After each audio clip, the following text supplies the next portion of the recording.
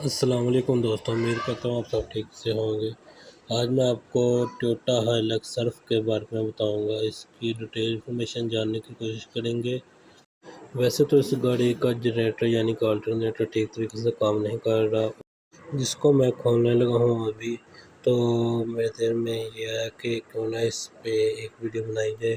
یہ کافی old model ہے جسے ٹویوٹا ہائیلکس سرف بھی کہتے ہیں۔ یہ اپنے وقت کی بہت شاندار گاڑیوں میں سے ایک گاڑی ہے۔ اس ماڈل میں 2 انجن آتے تھے۔ ایک انجن جو سا تھا وہ 2693 سی سی تھا اور دوسرا انجن 3955 سی سی تھا۔ اس کے ہارس پاور کی بات کریں تو یہ 150 اور 245 ہارس پاور کے انجن میں آتا ہے اور یہ پیٹرول اور ڈیزل دونوں پہ موجود ہے۔ اس کی فیول ٹینک کی کیپیسٹی 87 لیٹر ہے اور ٹاپ سپیڈ اس کی 180 کلومیٹر پر ہار سپیڈ۔ اس کی گراؤنڈ کلیئرنس جو 195 سے 205 ملی میٹر ہے، یعنی کہ 19 سینٹی میٹر سے 20 سینٹی میٹر تک اس کی گراؤنڈ کلیئرنس ہے۔ ٹرانسمیشن اس میں ایک سنگل ہی ہے، یعنی کہ آٹومیٹک ٹرانسمیشن ہے اس میں ٹربو موجود ہونے کی وجہ سے یہ 7 سے 17 کلومیٹر پر لیٹر ٹریول کرتی ہے۔ اس کی سیٹنگ کیپیسٹی جو ہے وہ 5 پرسن ہے۔ تو دوستو یہ سب تھی اس کی ڈیٹیل۔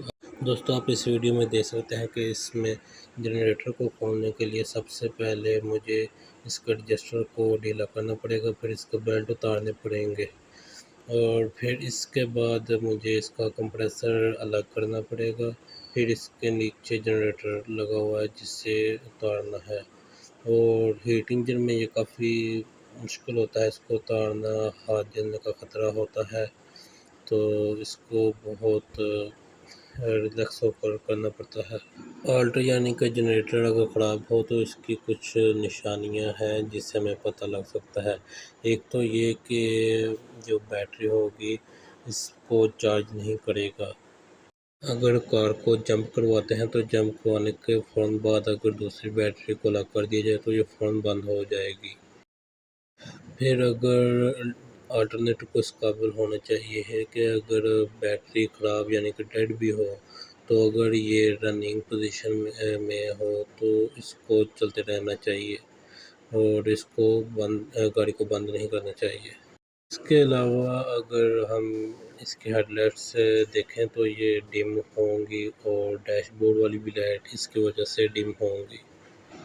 زیادہ تر تو آلٹرنیٹر میں یہ پرابلم بنتی ہے کہ اس میں جو بیرنگ ہوتے ہیں یہ کافی عرصہ تک چلتے رہتے ہیں، جس کی وجہ سے یہ گھس جاتے ہیں جن کو چینج کرنا پڑتا ہے اور جب یہ گھس جاتے ہیں تو یہ شور کرنے لگتے ہیں اور اس کے اندر جو سا روٹر ہوتا ہے اس کو گھومنے میں کافی مشکل آتی ہے، جس کی وجہ سے یہ ٹھیک طریقے سے کرنٹ فلو نہیں کر پاتا۔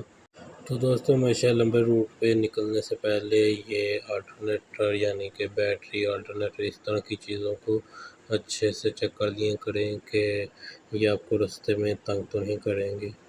تو آپ سب کا بہت شکریہ اس ویڈیو کو دیکھنے کے لیے، اس کو لائک کریں، کمنٹ کریں اور اس طرح کا جو بھی سوال ہو آپ کے ذہن میں آپ کریں، آپ کو ضرور جواب ملے گا۔